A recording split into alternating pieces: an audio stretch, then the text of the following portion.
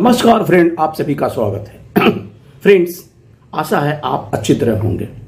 अक्सर हम ये सुनते हैं कि बैंक में हमने लोन लिया, लोन रिपे कर दिया, फिर भी बैंक से हमें डॉक्यूमेंट्स वापस नहीं मिल रहे हैं। जनरली जब हम लोन लेते हैं तो हम अपने डॉक्यूमेंट्स मार्गेज करते हैं, अपने वैल्यूएबल डॉक्यूमेंट्स को बैंक को गिरवी रखते हैं। ऐसे में जब हमारा लोन पे ऑफ हो जाता है तो हम बैंक से डिमांड करते हैं कि हमारा जो डॉक्यूमेंट्स हैं, जो रजिस्ट्री के पेपर्स हैं, वो हमें वापस मिल जाएं। और समटाइम्स, हमेशा नहीं लेकिन समटाइम्स ऐसा होता है कि बैंक हमको उसे देने में टाल मटोल करते हैं अथवा हमें टाइम लगाते हैं। इन सब सारी दिक्कतों को देखते हुए रिजर्व बैंक ने एक नियम, एक इंस्ट्रक्शन जारी किए, डायरेक्शन जारी किए कि किसी भी व्यक्ति का अगर लोन रीपे ऑफ हो जाता है तो उसे 30 दिन के अंदर उसके वैल्यूएबल पेपर्स, डॉक्यूमेंट्स उसे वापस कर दिए जाएं। यदि कोई लियन हो तो उसको रिमूव कर दिया जाए। और अगर आप टाइमली इसको नहीं करते हैं तो बैंक विल बी पेनलाइज्ड और उन्हें 5,000 रुपया प्रतिदिन के हिसाब से उन्हें दंड देना होगा। इस सख्त डायरेक्शन के साथ कस्टमर को आसानी होगी। ये सर्कुलर 13 तारीख को रिजर्व बैंक ऑफ इंडिया ने जारी किया। उसमें responsible lending conduct, release of movable immovable property documents on repayment settlement of the personal loans in terms of the guidelines for fair practices code issued to various regulated entities since 23, REs are required to release all movable immovable property documents upon receiving full repayment and closure of loan account.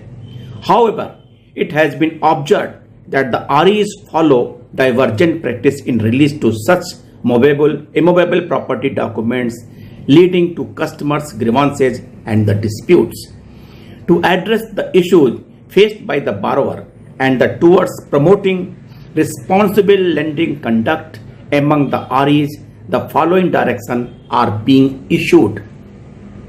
Release of movable immovable property documents. The REs shall release all the original movable immovable property documents and remove, charge or register with any registry within a period of 30 days and full repayment settlement of the loan account. This borrower shall given the option of collecting the original immovable property documents either from the bank outlet branch where the loan account was serviced or any other office of the REs where the documents are available as per his preference. फिर उसके बाद उन्होंने अपने 4th point में कहा, the timeline and the place of return and of original document property documents will be mentioned in the loan sanction letters issued on और after the effective date. In order to address the contingent event of demise of the sole borrower or joint borrower, the REs shall have a well laid out the procedure for return of original immovable property documents to the legal heirs. Such procedure shall be displayed on the website of the REs along with other similar policies and procedure for customer information. यानी कि case of disease होने के बाद भी जो procedure let down है accordingly website पे display करें और उसके हिसाब से उन डॉक्यूमेंट को रिलीज करें। Compensation for delay in release of documents. In case of releasing of original documents or failing to file charge satisfaction from the relevant registry beyond 30 days after full repayment settlement of loan, the RE shall communicate to the borrower reasons for such delay. In case where the delay is attributable to the REs, it shall compensate the borrower at the rate of 5,000 for each day of delay, यानी कि प्रतिदिन के हिसाब से 5,000 रुपए का compensation देना पड़ेगा।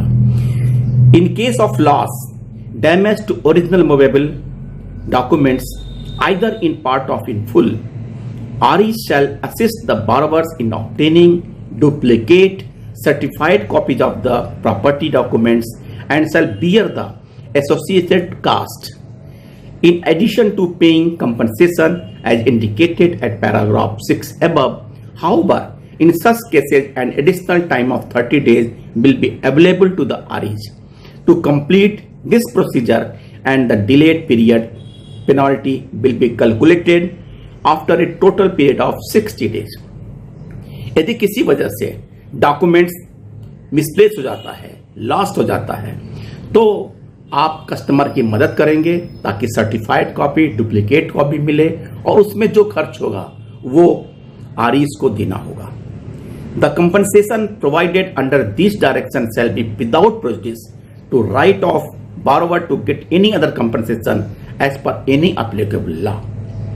Applicability: this direction shall be applicable to the all cases where release of original documents property falls due on or after 1st December 23. To above direction are issued under section 21, 35A and 56 of the Banking Regulation Act 1949. So, and Santosh Kumar, Chief General Manager. Friends, RBI की तरफ से direction हमारे public sector banks regulator entities को कहा गया है, जिसमें bank और एनबीपीएफसी सब इंक्लूडेड हैं।